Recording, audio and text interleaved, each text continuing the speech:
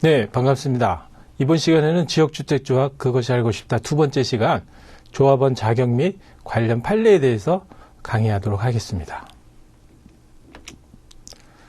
지역주택조합은 조합원 자격에 대한 부분들을 아까 전 시간에 말씀드렸다시피 엄격히 제한한다고 말씀을 드렸는데요.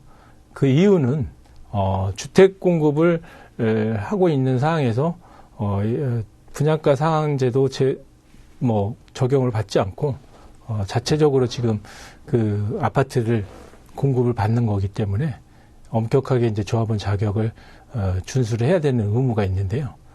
그 지역주택조합 조합원 자격이라는 것이 사실은 세 가지가 있는데 무주택 세대주이거나 그다음에 85제곱 이하의 주택을 가지고 있어야 되고 세대원들이 있을 상황에서 그 세대원이 한 명이라도 주택을 또 구입을 하게 되면 조합원 자격이 상실이 됩니다. 또 두 번째, 내가 가령 상속을 받는다든가 여러 가지 사항들이 있죠. 집을 취득을 하든가 그런 부분들로 해서 분양권을 신청을 했더니 그게 이제 당첨이 됐을 수도 있고 그런 부분들 때문에 자격 조건을 유지해야 되는 그 사항들이 있는데 그런 부분들에 대해서는 항상 면밀하게 만약에 조합원으로 가입을 한 상태이신 분들은 신경을 많이 쓰셔야 될 것 같고요. 주택 소유에 대한 부분들이 이제 문제가 많이 되는데 조합원 자격이 있느냐 없느냐는 주택을 소유하고 있느냐 않느냐에 따라서 판정을 하니까요. 그것은 이제 주택 공급에 관한 규칙 제53조 주택 소유 여부 판정 기준을 참조하게 되어 있습니다. 그럼 여기 주택 공급에 관한 규칙 제53조가 어떤 내용인지 좀 알아봐야 되는데요. 그건 이제 주택법 제53조 주택 소유 여부 판정 기준인데 주택 소유 여부를 판단할 때 분양권 등을 갖고 있거나 주택 또는 분양권 등의 공유 지분을 소유하고 있는 경우에는 주택을 소유하고 있는 것으로 보되 다음 각 호의 어느 하나에 해당하는 경우에는 주택을 소유하지 아니한 것으로 본다고 했습니다. 다만 공공임대주택의 공급 제46조 공공주택특별법 시행규칙 별표 제6 제2호 라목에 따른 특별공급의 경우 무주택 세대 구성원에 해당하는지 여부를 판단할 때는 제6호를 적용하지 아니한다라고 되어 있어요. 네. 그 첫 번째 판정 기준을 보게 되면 상속으로 주택의 공유 지분을 취득한 사실이 판명되어 사업 주체로부터 제52조 제3항에 따라 부적격자로 통보받은 날 3개월 이내에 그 지분을 처분하면 다시 조합원 자격을 유지할 수 있습니다. 두 번째는 도시 지역이 아닌 지역에 있는 주택을 취득하고 있는 상황에서는 주택수에 또 포함을 시켜주지는 않고요. 그 주택, 도시 지역이 아닌 지역에 있는 주택들의 조건이 있죠. 첫 번째가 사용 승인 후 20년 이상이 경과된 단독주택이요. 두 번째는 85제곱미터 이하의 단독주택. 세 번째는 소유자의 가족관계 등록에 관한 법률에 따른 최초 등록 기준지, 이걸 원적이라고 하는데 건축되어 있는 주택, 내가 태어난 집에 있는 주택을 상상하시면 될 것 같아요. 직계 존속 또는 배우자로부터 상속 등에 의하여 이전받은 단독주택은 주택수에 들어가지 않습니다. 세 번째는 개인주택 사업자가 분양을 목적으로 주택을 건설을 했어요. 이를 분양을 완료했거나 사업 주체로부터 제52조 3항에 따른 부적격자를 통보받은 날로부터 3개월 이내에 이를 처분하면 다시 조합원의 자격은 유지할 수 있습니다.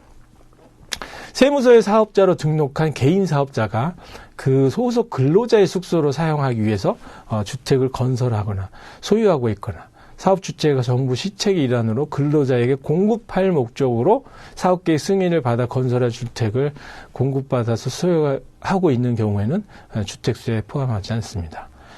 그리고 20제곱미터 이하의 주택 또는 분양권 등을 소유하고 있는 경우도 주택을 소유하고 있는 것으로 판단하지 않는데 20제곱미터 이하의 주택이나 분양권 등을 한 개가 아닌 두 개 또는 두 세대 이상의 주택을 가지면 그때는 주택으로 봅니다. 그래서 조심하셔야 되고요. 60세 이상의 직계 존속, 아버님이나 어머님, 장모님, 장인어른, 그분들 같은 경우 주택 또는 분양권을 소유하고 있는 경우는 주택수에 포함되지 않습니다. 건물 등기부 등본에 또 건축물 대장 공부상 주택으로 등재되어 있긴 한데 주택이 낡아서 사람이 살지 않아요. 폐가이거나 주택이 멸실을 했는데 건축물 대장이라든지 등기를 가만히 놔두고 있는 상황들의 사람들이 꽤 많습니다. 뭐 주택이 있다고 해서 가봤는데 주택은 없어. 근데 등기부는 살아있는 경우죠. 건축물 대장도 살아있고 본인이 별도로 신고를 해서 말소 신청을 해야 되는데 그렇게 하지 않는 상황의 상태를 가지고 계신 분들이 있으니까 그런 상태에 계신 분들은 말소 신청을 하셔가지고 등기부를 다 없애시던가 그다음에 주택이 아닌 다른 용도로 사용되고 있는 경우가 있어요. 만약에 주택을 뭐 근린생활시설로 사용하고 있으면 이 주택이었던 부분을 근린생활시설로 용도 변경을 하시면 조합원 자격을 유지하실 수가 있죠. 무허가 건물에 대한 부분인데요. 무허가 건물을 소유하고 있는 경우도 주택수에 포함은 안 했는데 그 무허가 건물이 적법한 건물임을 증명하여야 됩니다. 적법하지 않으면 그 주택수에 제외되는 것을 저기를 못하죠. 9번째, 소형 저가주택을 1호 또는 1세대 말 소유한 세대에 속한 사람으로서 제28조에 따라 주택의 공급을 신청하는 경우에는 주택이 없다라고 봅니다. 제27조 5항 및 28조 10항 1호에 따라 입주자를 선정하고 남은 주택을 선착순의 방법으로 공급받아 분양권 등을 소유하고 있는 경우 이분들은 그러니까 이건 무슨 말이냐면 미분양 정상적으로 입주자 모집 공고를 통해서 분양을 했는데 분양이 안 됐어요. 그래서 미분양분에 대해서 공급을 받은 사람을 말하는 겁니다. 이런 경우는 주택수에 포함이 안 되는데 그 분양권을 매수한 사람은 1주택으로 봅니다. 그래서 이 조합원 유지하기 위한 주택 소유에 대한 부분들 상당히 많이 민감하게 생각을 하셔야 되는데요. 조합원 주택 소유 판정하는 시기가 있습니다. 당신이 지금 조합원인데 조합원이 언제 주택을 갖고 있는지 매일같이 판단하진 않죠. 사업 일정에 대한 단계별로 판정을 하는데 그 판정 시기는 3번의 판정을 거칩니다. 첫 번째가 지역주택조합 설립 인가시. 그러니까 최초로 주택조합 설립이 됐을 때 이 조합원들이 정말로 무주택이거나 85제곱미터 이하의 주택을 가지고 있는지를 검토를 합니다. 근데 누가 하느냐? 구청에서 국토교통부하고 연결해가지고 열람을 합니다. 개인 정보를. 그래서 이 사람은 주택이 있다 없다라고 판단하죠.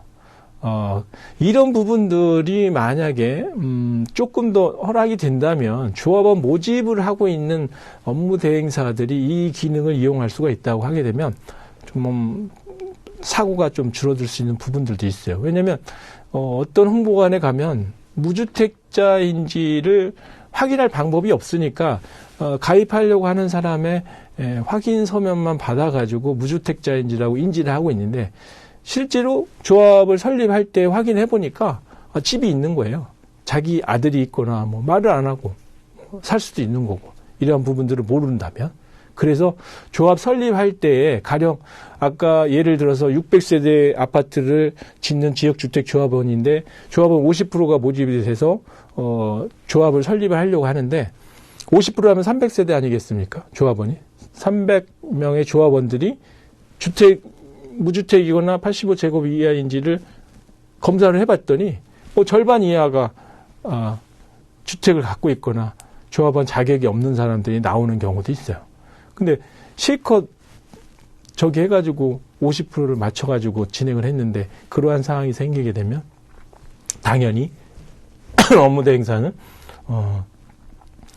큰 피해를 입게 될 수도 있죠. 자, 두 번째는 사업계획 승인 시 주택 소유를 판정을 하게 됩니다. 그 다음에 세 번째는 사용검사 또는 임시사용 승인 시인데 이때는 이제 준공 다 건물을 다 지었다는 얘기예요. 이제 입주를 하기 위해서 구청에다가 사용검사를 신청해서 그 사용검사를 하고 있는 도중에 조합원들이 계속 무주택을 갖고 있는지 검사를 하게 돼 있습니다. 그리고 조합원 자격 판정 기준은 뭐냐면 세대주입니다. 세대주 자격은 조합 설립 인가 신청일서부터 입주 가능일까지 지속적으로 유지를 해야 됩니다. 다시 한번 말씀드릴게요.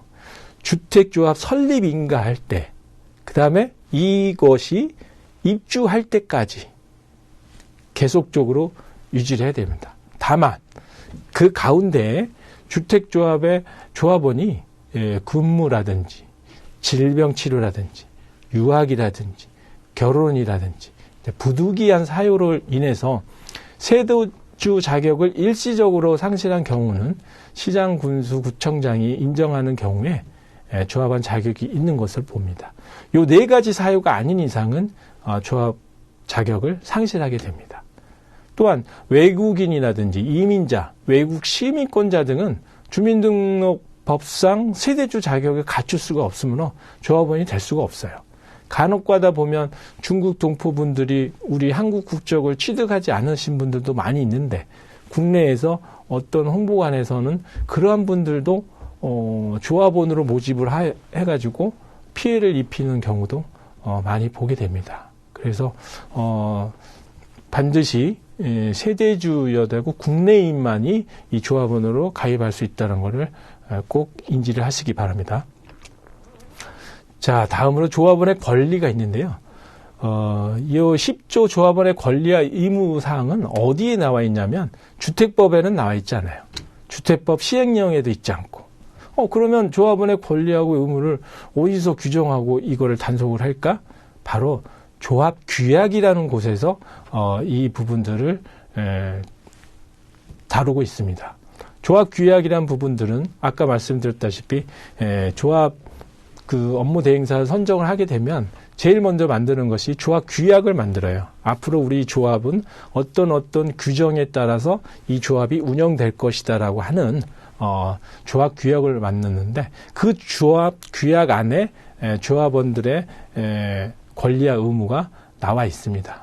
그래서 조합원의 권리를 살펴보면 사업계획으로 정한 주택의 공급 청구권, 바로 내가 지은 집 공급해달라 할 수 있는 권리 갖고 있고요. 그다음에 총회가 열렸을 때 총회 출석권, 발언권, 의결권을 갖고 있습니다. 임원과 대의원의 선출권 및 피선출권은 조합원의 하나며 조합원 이외의자는 임원 및 대의원으로 선출될 수가 없습니다. 아무래도 이제 조합원이 아닌 사람들은 그 조합에 대해서 어떤 간섭을 할 수가 없죠. 그 다음 두 번째로 의무에 대해서 보면은요, 권리보다는 의무가 좀 많이 심각하죠. 부담금 등의 납부 의무가 있는데 조합 운영비, 토지 매입비, 건축비 등의 납부 의무가 있습니다. 관계법령 규약 및 총회 등의 의결사항을 준수해야 될 의무도 있고요. 이 부담금에 대한 부분들이 상당히 많이 조합원들한테 피해가 오는 부분들이 있는데 정상적으로 사업이 진행됐을 경우에는 뭐 그렇게 크게 이런 부분들에 대해서 언급이 되지 않지만 지금 뭐 지역주택조합 사업하면서 잘 사업이 진행이 안 돼가지고 문제가 터지는 부분들의 대부분이 여기 부담금에 대한 부분들, 부담금을 내놨는데 그 부담금에 대한 부분들을 다 편취를 해가지고 남아있는 돈이 없기 때문에 토지를 매입할 수도 없고 업무 대행비로 다 가져가고 하는 사고들이 발생했던 거거든요. 그래서 의무에 대한 부분들은 단순히 이걸로 끝나는 것이 아니라 서두에 말씀드렸다시피 조합원의 의무는 자격 상실을 하기 전 아니면 뭐 탈퇴하다든지 그런 방법이 아닌 이상은 청산시까지 조합원이 계속 그 의무를 가지고 가야 됩니다.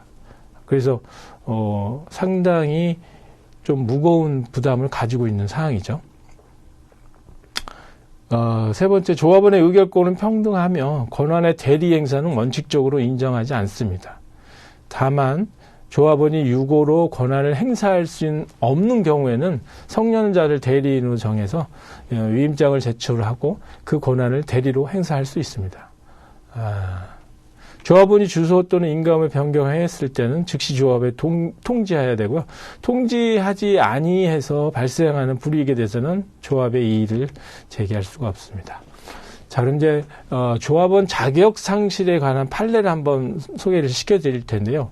왜 이 판례를 가지고 왔냐면 사실은 조합원과 그다음에 조합과의 관계에서 각자의 이익에 따라서 판단을 합니다. 무슨 얘기냐면, 자, 사업이 잘 간다고 생각을 해보세요.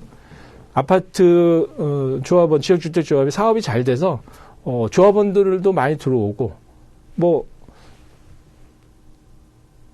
여러 가지 그 사업이 진행이 잘 되고 있는데, 굳이 조합 측에서 조합원들이 나간다고 하게 되면 잡을 이유가 없어요. 조합원이 탈퇴를 하게 되면 내보내고 일반 분양으로 돌려가지고 일반인들한테 분양가에 상한제에 걸리지 않는 여러 가지 높은 금액에 판매를 할 수가 있으니까 잘 놔줍니다. 그런데 사업이 가지 않고 조합원이 한두 명이라도 뭐 부족한 상황이 된다. 그런 상황에 있을 때는 조합원을 놔주질 않겠죠. 자격 상실 사유가 있다 하더라도 가능한 자기네들이 가입계약서니 조합 규약이니 하면서 그쪽에 뭐 너네들 뭐 돈 뭐 안 돌려준다, 계약 해지 안 된다는 식으로 계속 끈을 놓지 않고 잡고 있다는 얘기예요. 그래서 최근 2020년도 9월 7일 날 대법원 선고를 해가지고 대법원 판례가 나왔는데 조합원 지위 부존재 등 청구해서입니다. 간략하게 한번 살펴보면요. 지역주택조합의 조합원 자격에 관한 구주택법이나 시행령 등의 규정이 당사자의 의사에 의하여 적용을 배제할 수 있는 규정인지 여부, 이렇게 나와 있는데, 두 번째는 지역주택조합의 조합 규약이 법적 성격과 해석 방법에 대한 부분들이 있고요. 당사자가 표시한 문헌에 의하여 그 객관적 의미가 명확하게 드러나지 않는 경우 법률 행위의 해석 방법, 그 다음에 네 번째로 갑 지역주택조합의 조합원이 을이 조합주택 입주 가능일이 도래하기 전에 구주택법과 구주택법 시행령 등에서 정한 세대주 자격을 상실하였다며 갑조합 상대로 조합원 지위 부존재 확인 등을 구한 사항에서 판결이 나온 겁니다. 어떤 판결이 나왔냐면 조합 규약의 규정 내용 및 조합 가입 계약의 내용 등을 종합하면 을은 세대주 자격 상실로 조합원 자격을 상실하여 더 이상 갑조합의 조합원이 아니라고 봄이 타당한데도 갑조합이 가입 계약을 해지하지 않는 이상 을이 갑조합의 조합원 지위를 상실하지 않았다고 본 원심 판단에는 법리 오해 등의 잘못이 있다고 한 사례입니다. 그러니까 요 부분이 고등법원 2심까지 가입 계약 해지 안 된다, 조합원이다라고 판결을 해준 거예요. 을 조합원한테 갑조합이 승리를 한 거죠. 가입계약 해지 안 돼? 너 그냥 우리 조합원이야? 라고 했는데 대법원에 올라가서 깨진 거예요. 자세히 살펴보면 무슨 내용이냐면 이런 내용이에요.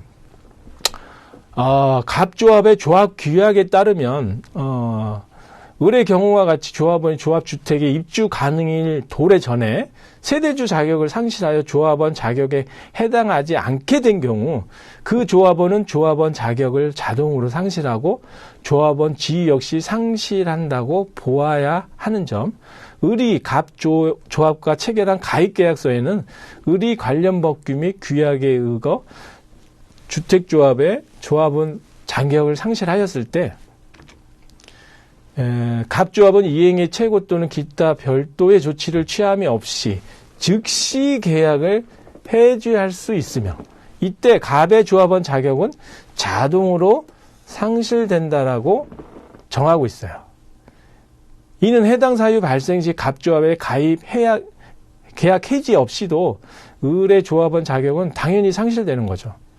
이때 갑조합은 을에게 그 자격 상실을 확인하는 의미에서 통지하도록 하시는 것으로 볼 여지가 있는 것이지 결정을 주는 것은 아니란 얘기예요. 정리하자면 반드시 가입계약이 조합규약보다 우선 적용된다거나 가입계약으로서 그 후에 제정 시행된 조합규약의 적용과 효력을 부인할 수 있다는 취지는 아니라는 거예요. 그러니까 가입계약서 하나로 모든 걸 통제는 할 수가 없다. 그 이후에 조합규약에 해지를 한 즉시 계약을 해지할 수가 있다고 하게 되면 이 조합원은 즉시 해지를 해야 된다. 왜? 자격 상실로 인해서 그런 부분들에 대한 법리 오해의 잘못이 있다고 한 사례인데요. 이 대법원 판례가 나온 이후서부터 조합원들하고 조합 간에 이제 많은 민사 소송들이 있습니다. 그런 부분들에 있어가지고 조합원 입장에서 봤을 때는 조금 더 조합에 대한 탈퇴할 수 있는 기회가 넓어졌다라고 좀 볼 수 있겠죠. 이제 두 번째로 보셔야 될 것은 이제 조합원 변경인데요. 이런 경우들을 많이 좀 질문하세요. 나 지역주택 조합원인데 나 분양권 좀 팔 수 있어? 부동산에 오셔가지고 하시는 얘기가 뭐 물론 팔 수 있습니다. 조합원 변경이 되죠. 언제 조합원 변경을 할 수가 있냐면 조합원 추가 모집을 하는 상황에서 조합 설립 인가를 받은 후에 그 사업계획 승인까지 받고 난 이후에 일반 분양을 신청하게 되면 그때는 조합원 변경이 가능합니다. 팔 수가 있어요. 양도할 수가 있어요. 그런데 그 전에 조합 설립 인가 전에는 누구한테 신고하거나 뭐 하지 않고 바로 미신고해서 선착순 모집해가지고 조합원 충원할 수가 있어요. 저기 하는 경우는. 근데 충원되는 부분은 조합원의 사망, 자격상실, 탈퇴 등으로 인한 결혼 보충, 미달된 조합원 재모집할 때 조합원 추가 모집을 할 수가 있고요. 조합 설립 인가 후에 조합원 모집은 원칙은 조합 설립 인가를 받은 후에는 교체하거나 신규로 가입하게 할 수 없습니다. 예외가 있어요. 추가 모집으로 승인할 때는. 두 번째는 결혼 조합원 같은 경우는 충원이 가능하죠. 조합 설립 인가 후에는.